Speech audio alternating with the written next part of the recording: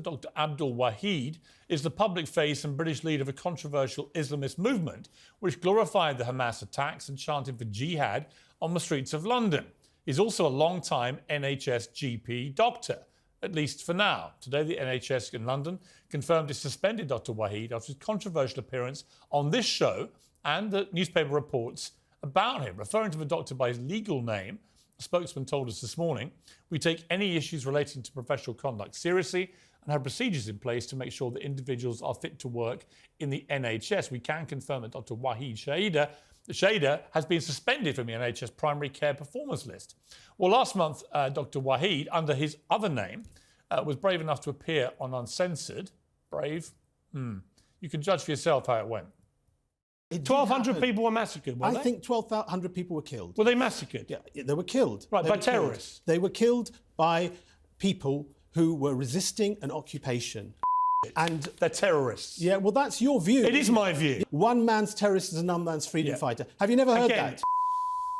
Well, many people who saw that interview were shocked as someone who cast doubt on whether the October 7th attacks had even taken place, let alone not considering Hamas to be terrorists after it, and dismissing any civilian deaths as collateral in act of resistance, could remain working in the National Health Service with a salary paid by the British taxpayer. But at the same time, it was reasonable to debate whether radical opinions have any real bearing on someone's ability to practice medicine. After all, people have every right to opinions that others find offensive. That is why he was invited onto the show in the first place. But Dr. Wahid is now effectively the head of a prescribed terror group, and is prescribed as a terror group not just here in the UK now, but in numerous other countries too. And there is no defence for that. Hizb ut-Tahrir is a global Islamist movement which advocates for an Islamic caliphate under Sharia law. In this country, they made headlines for denouncing LGBT filth, as they put it, and calling for an end to the Western world order. It's outlawed in plenty of other countries, like Germany, Egypt, several Arab states. Last week, the British Parliament officially designated it as a terrorist organisation. That means membership or support for Hizb ut-Tahrir is now illegal, carrying a prison sentence of up to 14 years. Now, to be clear, I've not called for Dr. Wahid to be suspended, fired or cancelled, but I did question whether his views made him fit to serve patients, many of whom, by his own admission, don't even know about his double life because he uses two separate names. Now, he is the head of an officially prescribed terrorist organisation, and the whole argument becomes a lot simpler. It is frankly untenable for him to be working in the NHS, and if he wants any hope of continuing in those duties, he needs to start doing something he repeatedly failed to do on this show last time: distance himself publicly from terrorists and terrorism. Well, joining me now is the author, podcast, host and comedian, Constantine. Yes, Constantine, great to see you. What do you make of this story? Quite extraordinary that for decades this guy had been operating in North London as a GP, and yet in his other vocation, he was leading the UK arm of a group that was already considered a terror group by many other countries and is now also considered that way in this country. Right, and we should put some meat on the bones of that, because you mentioned the group is banned in Egypt, Germany and a few other countries. Actually, Piers, as you probably know, the group is banned in almost every Muslim country in the world. Indonesia, the most populous Muslim country in the world, has banned Hizb ut-Tahrir. Pakistan, Bangladesh, almost every Arab country in the Middle East has banned Hizb ut-Tahrir. So the question I think we really ought to be asking is, why did the British government allow these Islamists to operate in Britain for as long as they did? Now, coming to your point about whether he should be suspended from the NHS, as you know, I think both you and I are very wary of people being banned or censored in some way for the opinions that they express. But I think most British people would draw the line at being a member or indeed the head of a now prescribed terrorist organization. And of course, we also got to remember there is a difference between a guy stacking shelves in a supermarket and someone who is a GP, who would be seeing patients, know intimate details about them, know their ethnicity, religion, and have the power of, in some situations, life and death over people. So I think it's a very different case, and I've got absolutely no problem with terrorist sympathizers being prevented from working in the National Health Service. Right, and to be clear about what his views were post October the 7th, he gave a talk on YouTube, and he said this. They gave the enemy a punch on the nose, all right?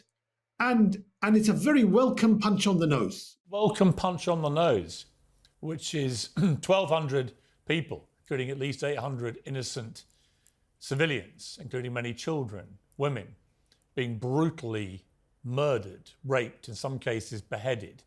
That was apparently a very welcome punch on the nose, says an NHS doctor whose salary is paid by the British taxpayer. I mean, I think for that alone, unless he renounces what he said there very clearly and firmly, there could be no way back for him. Well, quite, and I think, you know, if he were to renounce it, I think we'd all question how legitimate and how sincere that renunciation would be, given his body of work, let's say, on this issue. I think there are some people who've been tolerated for far too long in our country, and members of Hizb ut-Tahrir, which is now thankfully prescribed, if they're not citizens of this country, I think the British people will be asking, why are they still here? Yeah, because we had in October the same Wahid addressing a rally outside the Egyptian and Turkish embassies in London, during which he told the crowd, victory is coming, everyone has to choose a side. Another senior member, Mazir Khan, of the same now terror group, said, what is the solution to liberate people in a concentration camp called Palestine? And they chanted back, Jihad, Jihad, Jihad. We've got a clip of this. What is the solution to liberate people in the concentration camp called Palestine? Jihad! What is the solution? Jihad! I mean, you know, there's been lots of debate about the pro-Palestinian marches. I'm going to come to some fascinating footage that you've done for a film about those. And, you know, many people are there legitimately marching for peace. I completely get that. But when you have people on the streets of London chanting Jihad, Jihad, Jihad, that is unacceptable.